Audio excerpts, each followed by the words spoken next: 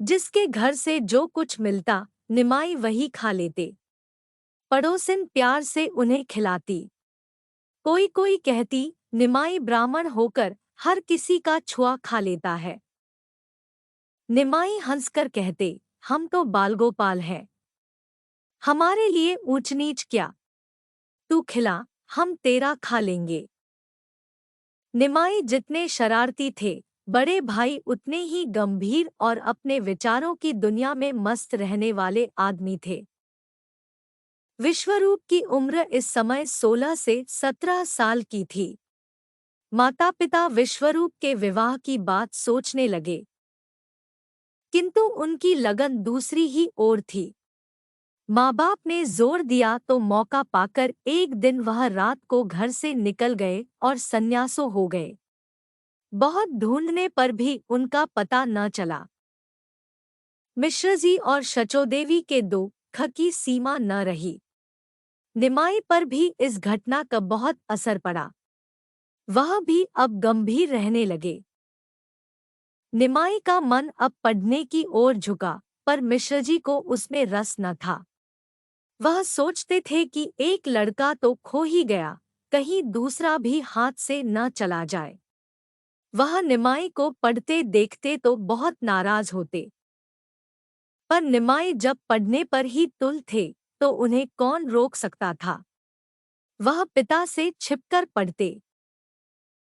इस समय उनकी अवस्था 11 वर्ष की थी।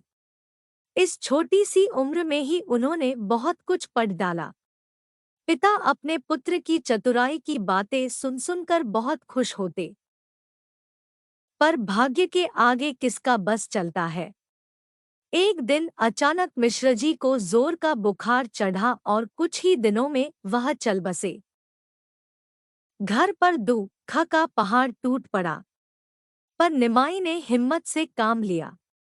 अपने आप को तो संभाला ही, माँ को भी धीरज बंधाया। दुखी माँ का अब निमाई ही सहारा थे। पढ़ने से जो समय बचता उसमें वह माता की खूब सेवा करते। व्याकरण के साथ साथ अब वह और चीजें भी पढ़ने लगे। धीरे धीरे उनके ज्ञान की चर्चा चारों ओर होने लगी। उनकी उम्र 16 साल की हो चुकी थी। लोग उन्हें निमाई पंडित कहने लगे। निमाई के एक मित्र थे शून्य रघुनाथ। वह उन दिनों एक पुस्तक लिख रहे थे। उनका विचार था कि इस पुस्तक को लिख लेने पर उस विषय का उनसे बड़ा विद्वान कोई नहीं होगा। तभी उन्हें पता लगा कि निमाई पंडित भी उसी विषय पर पुस्तक लिख रहे हैं। वह जानते थे कि निमाई इस विषय के पंडित हैं। वह उनके घर पहुंचे। रघुनाथ ने कहा, सुना है तुम न्याय पर कोई पुस्तक लिख रहे हो।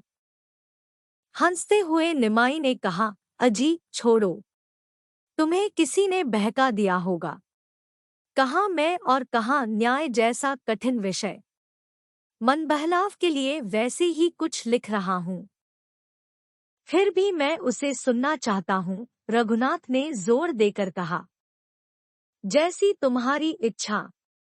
चलो गंगाजी पर नाव में सैर करेंगे और पुस्तक भी सुनाएंगे। दोनों गंगा घाट पर पहुंचे और नाव में बैठकर घूमने लगे। निमाई ने अपनी पुस्तक पढ़नी शुरू की। सुनकर रघुनाथ जी रोने। निमाई ने हैरानी से पूछा, क्यों, क्या हुआ? रो क्यों रहे हो?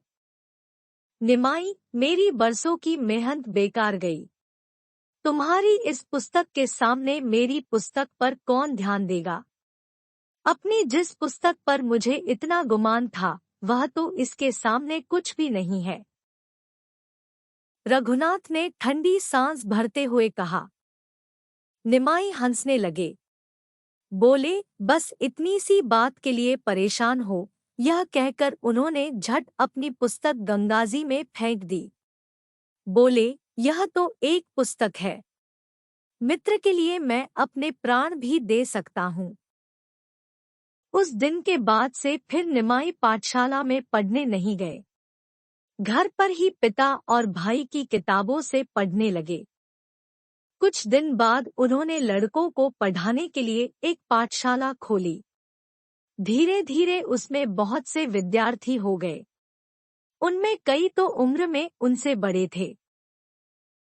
निमाई अपने विद्यार्थियों को खूब मेहनत से पढ़ाते और मित्र की तरह उनसे प्रेम भाव रखते। माता के बहुत दबाव डालने पर उन्होंने पंडित वल्लभाचार्य की पुत्री लक्ष्मी देवी से विवाह कर लिया। लक्ष्मी देवी को वह बचपन से ही जानते थे।